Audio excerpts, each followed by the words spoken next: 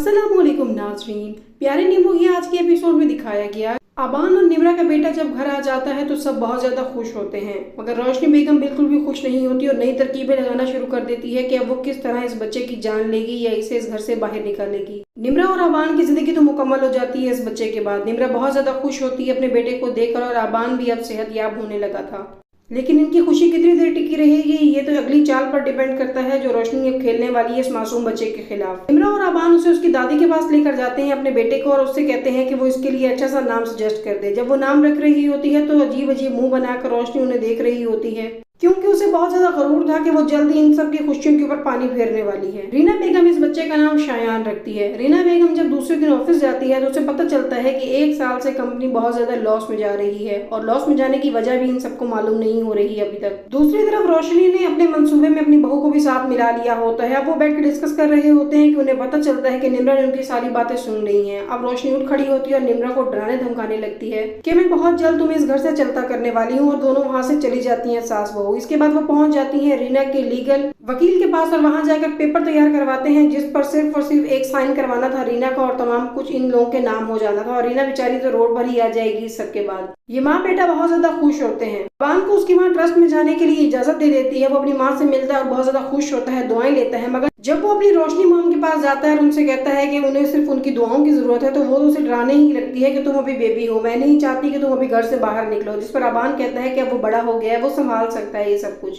रोशनी जानबूझकर इस तरह की बातें करती है ताकि उसके जहन पर गलत असर पड़े, मगर इस दफा तो निम्रा ने 1-1.5 साल में उसको इतना तब्दील कर दिया था कि वो बहुत ज्यादा खुद एतमाद हो चुका होता है।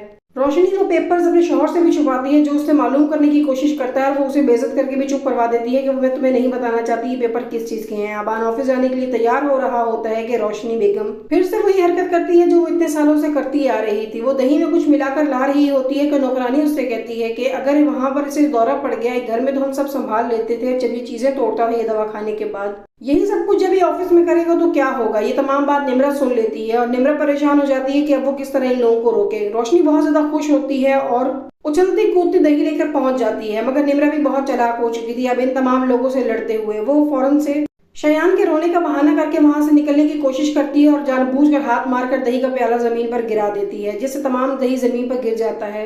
और इसके बाद जब रोशनी उस पर गुस्सा करती है तो वो फौरन से माफिया मांगने लगती है कि मुझसे गलती हो गई। लेकिन जब रोशनी उसकी तरफ देखती है तो निम्रा अंदर ही अंदर मुस्कुरा रही होती है।